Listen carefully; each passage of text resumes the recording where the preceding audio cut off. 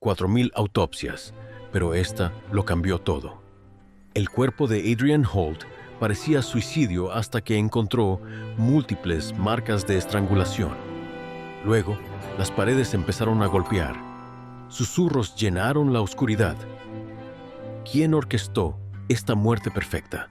Ella había realizado más de 4.000 autopsias, pero esta cambió todo. La doctora Evelyn Hartwell pensó que lo había visto todo, pero cuando el cuerpo de Adrian Holt llegó a su mesa, las pistas contaron una historia muy diferente. Lo que parecía solo otro caso de suicidio rápidamente se convirtió en algo mucho más oscuro y quizás imposible de explicar. No olvides suscribirte al canal si aún no lo has hecho. Deja un like en el video y comenta abajo desde dónde nos estás escuchando. Ahora respira hondo, relájate y quédate con nosotros hasta el final, porque la verdad se esconde en los detalles. He sido patóloga forense durante 19 años, trabajando en la oficina del médico forense del condado de Cook en Chicago. En ese tiempo, he realizado más de 4.000 autopsias, mirando todo, desde muertes naturales hasta los peores asesinatos que la ciudad haya visto. Pensé que había visto cada forma en que una persona podía morir. Me equivoqué. Mi nombre es doctora Evelyn Hartwell y lo que estoy a punto de contarles sucedió un jueves por la noche en noviembre, durante lo que debería haber sido un chequeo rutinario de lo que parecía un suicidio. El caso era sobre Adrian Holt, una contadora de 31 años de Lincoln Park que había sido encontrada muerta en su departamento por su casero después de que los vecinos se quejaron de un mal olor. El informe policial decía que Holt había sido encontrado en su baño, habiéndose ahorcado con un cinturón del soporte de la ducha. Todo parecía bastante claro. Holt había estado pasando por un difícil divorcio. Había perdido su trabajo en una firma de contabilidad en el centro y tenía un historial de depresión. Había estado tomando medicina para ello. Su exesposa dijo que había estado muy triste en las últimas semanas y su terapeuta dijo que había faltado a sus últimas 3 citas. Todo apuntaba a un final triste, pero común. El cuerpo llegó a nuestro edificio el jueves por la mañana, pero porque teníamos muchos casos de un fin de semana violento, no pude comenzar el examen hasta casi las 7 p.m. El edificio estaba mayormente vacío para entonces, quedando solo el guardia de seguridad nocturno y yo. Me gusta trabajar durante estas horas tranquilas cuando puedo. Sin distracciones, puedo concentrarme completamente en el trabajo cuidadoso que requiere la patología forense. Comencé con el examen estándar externo, tomando fotos del cuerpo desde diferentes ángulos y anotando los signos de asfixia. La marca alrededor del cuello de Holt parecía adecuada para el ahorcamiento, mostrando el patrón de V invertida que indicaba que el nudo había estado en la parte posterior de su cuello. Había un poco de hinchazón facial y pequeños vasos sanguíneos reventados en los ojos. Ambas cosas normales que ves cuando alguien muere por no poder respirar. Lo que parecía extraño, sin embargo, era la condición de las manos de Holt. En casos de ahorcamiento, es normal ver lesiones defensivas, rasguños o raspaduras, donde la persona normalmente se rasguñó o rasgó lo que estaba alrededor de su cuello en sus momentos finales. Las manos de Holt no mostraban ninguna de tales marcas. Sus uñas estaban limpias y no rotas, sin piel ni fibras debajo de ellas.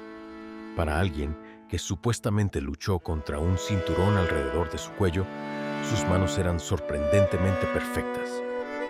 Escribí esto y continué con el examen. La sala de autopsias tenía nuestro sistema de grabación estándar y lo encendí a las 7:23 p.m. Al comenzar el examen interno, las luces brillantes zumbaban con su familiar zumbido eléctrico y el sistema de aire mantenía su flujo constante.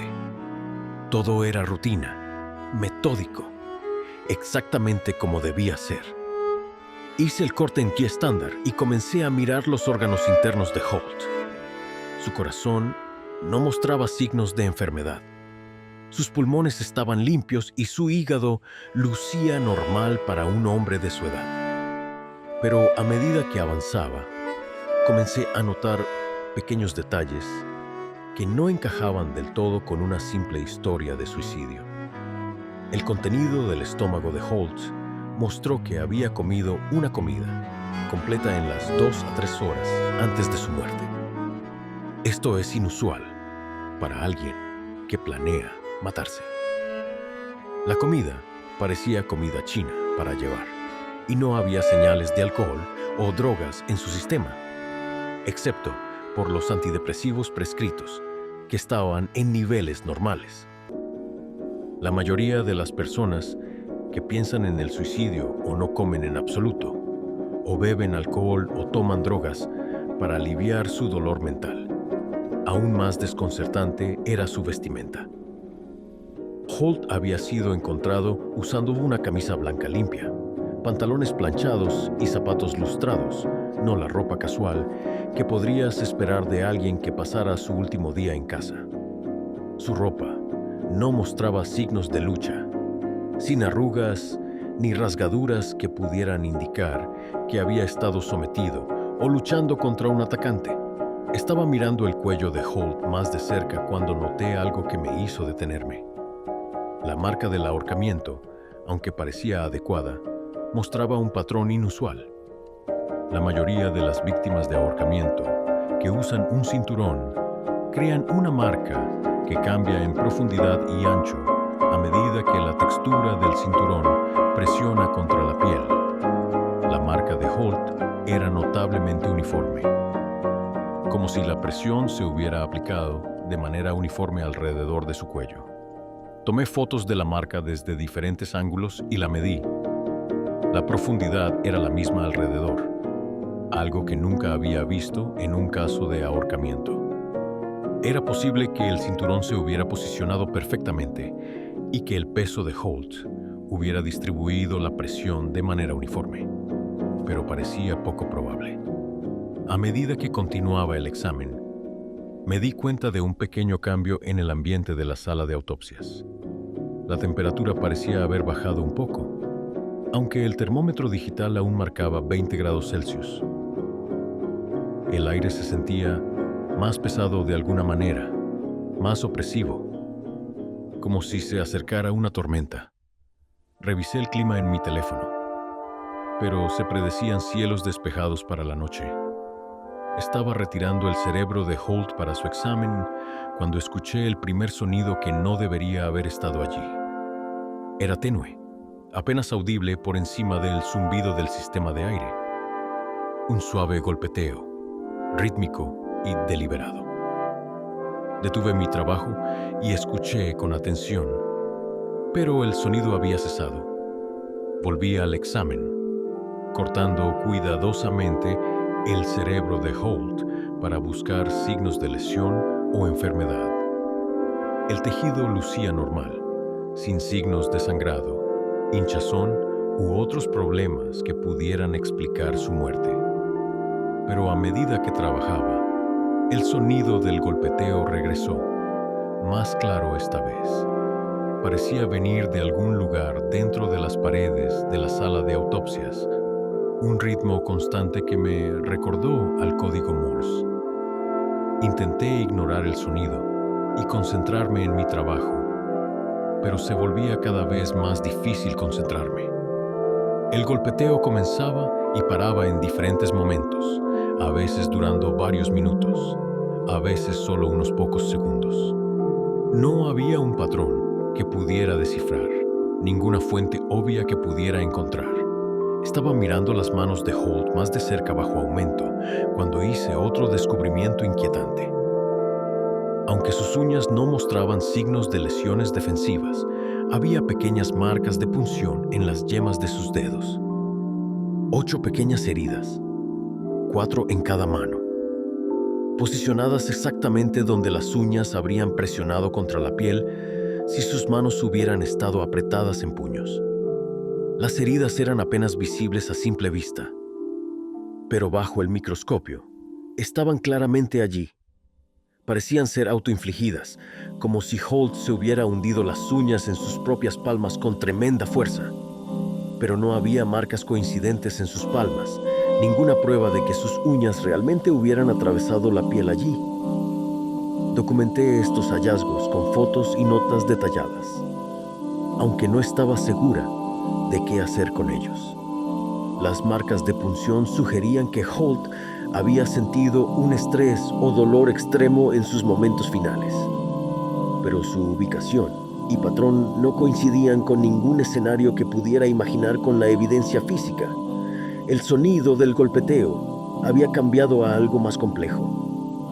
No solo un ritmo simple, sino lo que sonaba casi como una conversación. Dos patrones diferentes parecían estar respondiendo entre sí.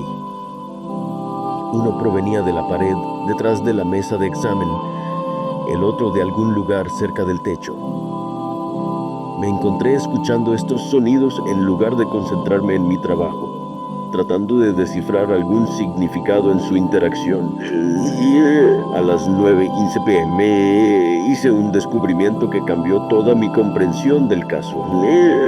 Al observar el tejido del cuello de Holt bajo el microscopio, encontré evidencia de múltiples marcas de ahorcamiento. No solo la obvia visible en la superficie, sino varias impresiones más tenues debajo de ella. El tejido mostraba signos de trauma repetido, como si algo hubiera sido aplicado y retirado varias veces antes de la aplicación fatal final. Este hallazgo no coincidía con un suicidio.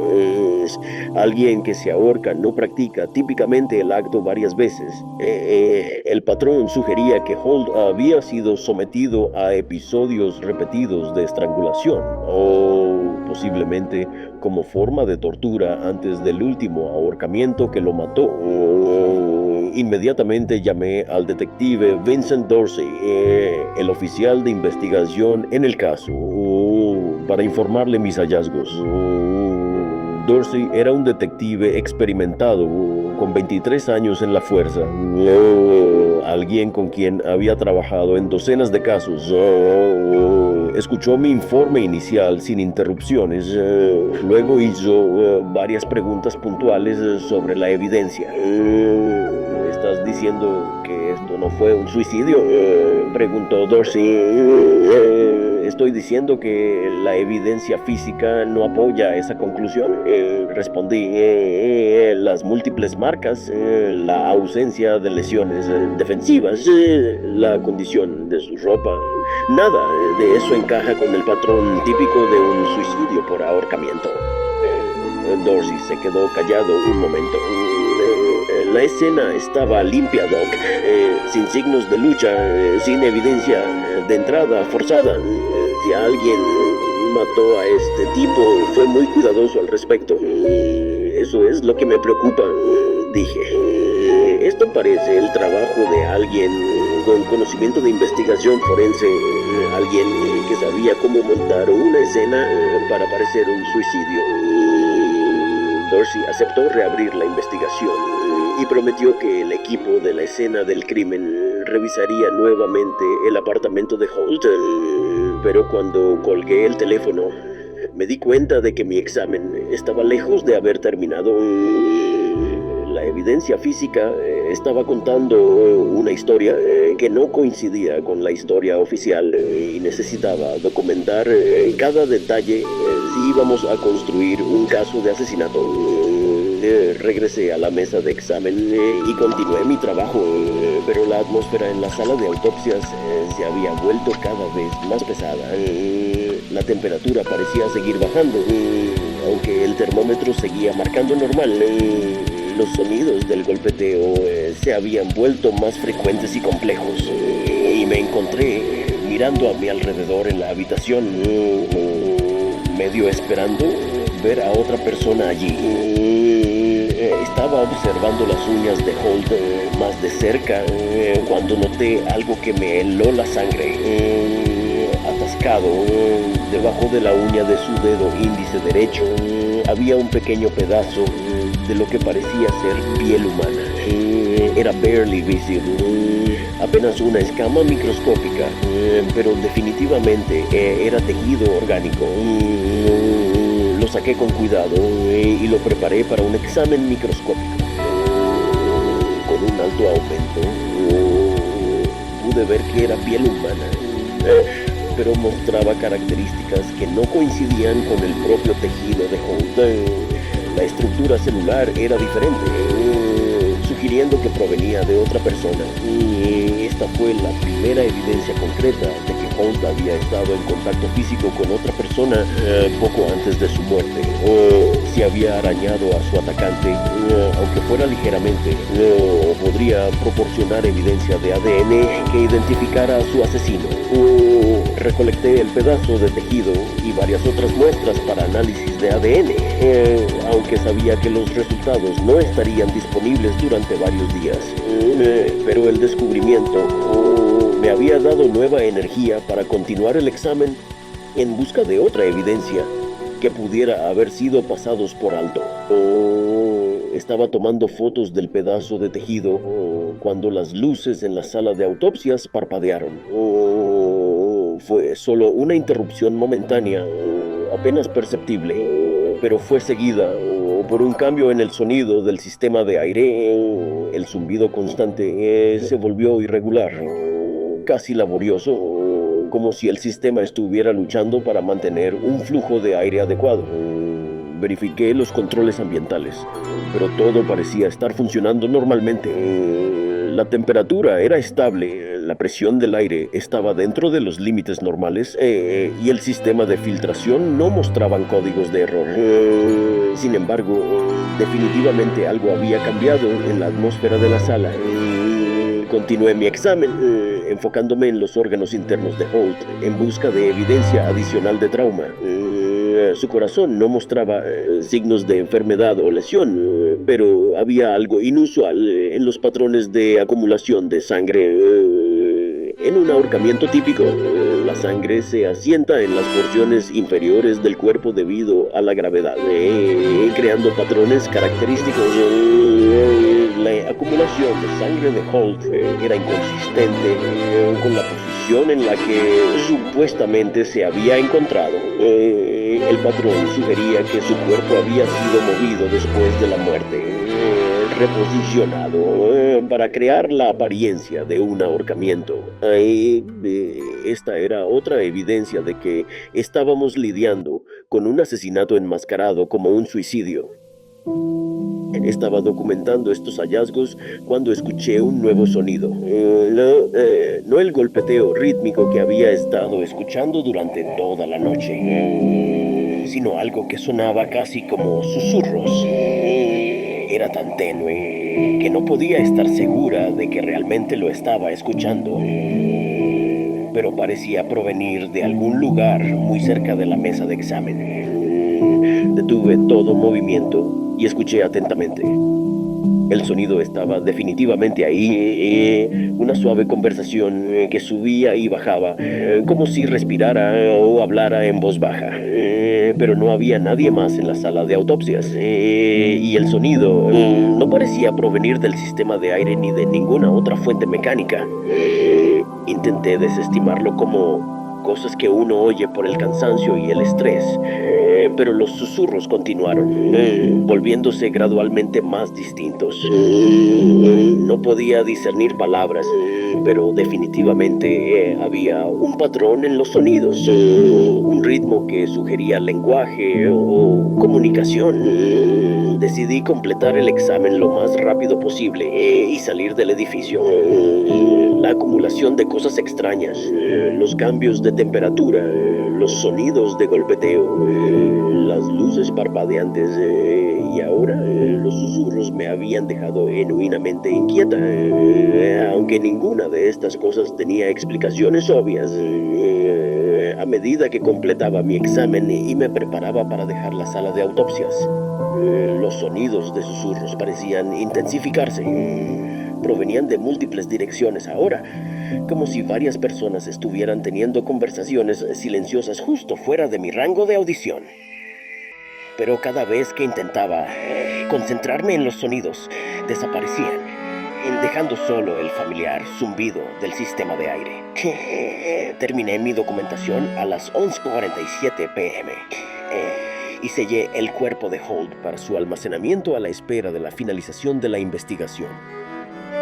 Mientras recopilaba mis notas y me preparaba para irme, eché un último vistazo a la sala de autopsias. Todo parecía normal. La mesa de examen estaba limpia. Los instrumentos estaban debidamente guardados. Los sistemas ambientales estaban funcionando correctamente. Pero la atmósfera en la sala seguía sintiéndose mal, pesada, de una manera que no podía explicar. Era como si el espacio mismo hubiera sido contaminado por lo que le había sucedido a Adrian Holt, como si la violencia de su muerte hubiera dejado algún tipo de residuo que no pudiera limpiarse con desinfectante y blanqueador. Salí del edificio rápidamente, ansiosa por llegar a casa e intentar procesar lo que había descubierto. Pero mientras caminaba hacia mi auto en el garaje, no podía sacudirme la sensación de que estaba siendo observada. Cada sombra parecía ocultar una amenaza potencial. Cada sonido me hacía saltar. Conduje a casa por las calles vacías de Chicago, revisando constantemente mi espejo retrovisor en busca de señales de persecución. La parte racional de mi mente sabía que probablemente estaba sobrereaccionando, que el estrés del caso inusual y las cosas extrañas en la sala de autopsias me habían hecho paranoica, pero la inquietante evidencia que había descubierto seguía resonando en mis pensamientos. Las múltiples marcas, la escena enmascarada, el trozo de tejido debajo de la uña de Holt. En los días siguientes, la investigación del detective Dorsey descubrió conexiones inquietantes entre la muerte de Holt y varios otros suicidios recientes en el área de Chicago. 3 hombres más, todos en sus 30 años, todos atravesando dificultades personales o profesionales, habían muerto ahorcados en los últimos 6 meses. En cada caso, las muertes habían sido rápidamente catalogadas como suicidios basándose en las circunstancias aparentes y las luchas documentadas de salud mental de las víctimas. Pero cuando Dorsey y su equipo reexaminaron estos casos con ojos frescos, encontraron sutilezas inconsistentes similares a las que había descubierto en la autopsia de Holt.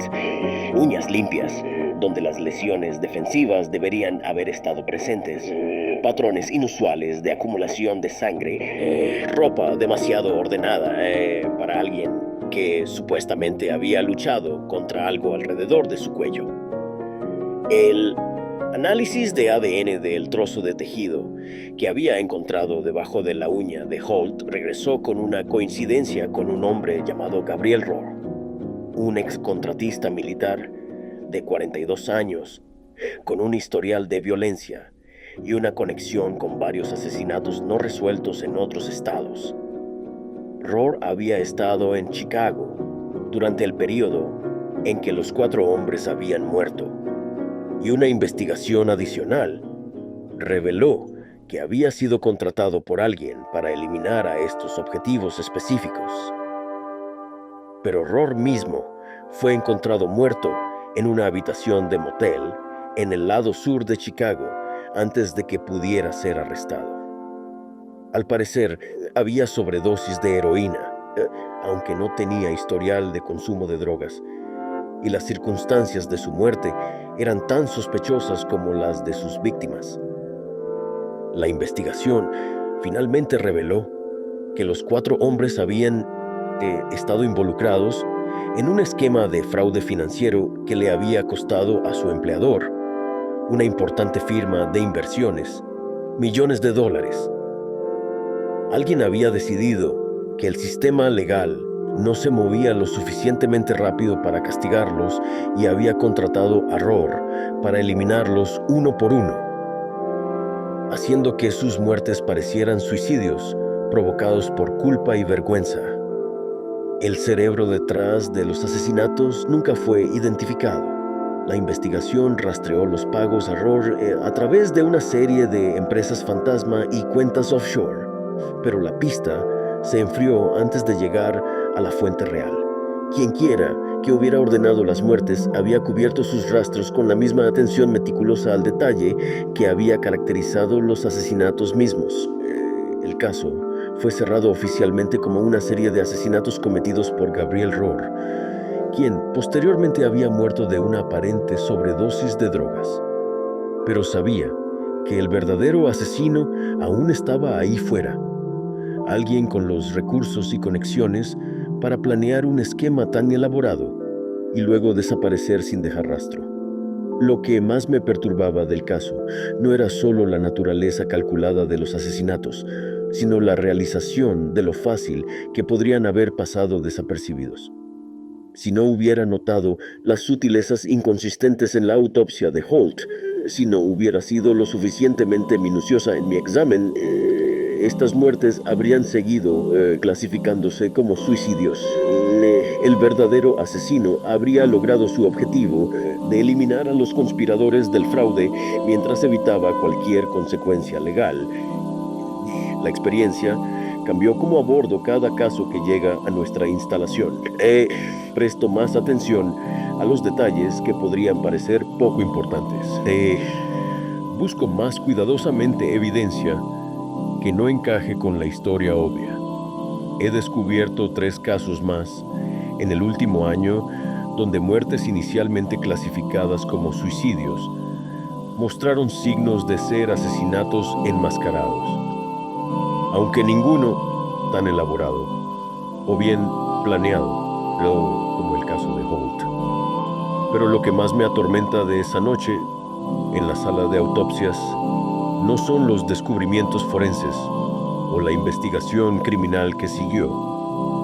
Es el recuerdo de esos sonidos, el golpeteo, los susurros, la sensación de ser observada por ojos invisibles.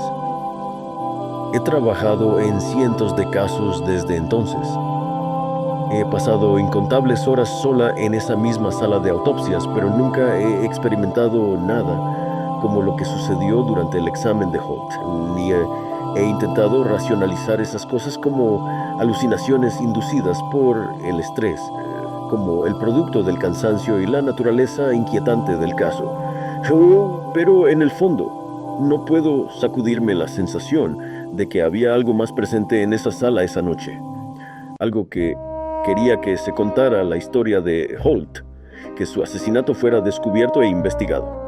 Quizás solo fue mi mente subconsciente captando pistas sutiles que mi conciencia aún no había procesado, manifestándose como alucinaciones auditivas y sensoriales que me guiaron hacia la evidencia que necesitaba encontrar. O tal vez realmente había algo sobrenatural en esa noche, algún tipo de presencia que se negaba a dejar que una injusticia pasara desapercibida. No sé qué explicación me resulta más inquietante. Lo que sí sé es que el caso de Adrian Holt me enseñó que las autopsias más aterradoras no son necesariamente aquellas que involucran las muertes más violentas o espantosas. A veces los casos más aterradores son aquellos que parecen rutinarios en la superficie, pero esconden mentiras cuidadosamente construidas debajo. Aquellos donde alguien ha ido a grandes extremos para ocultar la verdad, para hacer que un asesinato parezca algo completamente distinto. Esos son los casos que me recuerdan que el mal no siempre es obvio o dramático. A veces es metódico, paciente e inteligente. A veces lleva una máscara de respetabilidad y opera desde las sombras, eliminando a sus enemigos con precisión quirúrgica y dejando apenas una traza de su presencia. Y a veces Si eres muy cuidadoso y muy exhaustivo, o puedes captar un vistazo de ese mal antes de que se disipe de nuevo en la oscuridad de donde provino. El caso sigue siendo un recordatorio de que en la patología forense, como en la vida, las cosas no siempre son lo que parecen. Los descubrimientos más importantes a menudo provienen de prestar atención a los detalles que no encajan del todo. Las pequeñas inconsistencias que sugieren una verdad más grande, oculta bajo la superficie. Y a veces, tarde en la noche, cuando estoy trabajando sola en la sala de autopsias, todavía escucho esos sonidos, el golpeteo, los susurros, la sensación de presencias invisibles moviéndose a través de las sombras. Me digo a mí misma que son solo ecos de ese caso perturbador, recuerdos desencadenados por el ambiente familiar y la naturaleza solitaria de mi trabajo. Pero una parte de mí se pregunta si hay algo más. Una parte de mí se pregunta si los muertos realmente intentan comunicarse con los vivos. Si tienen historias que necesitan contar y injusticias que necesitan ser corregidas.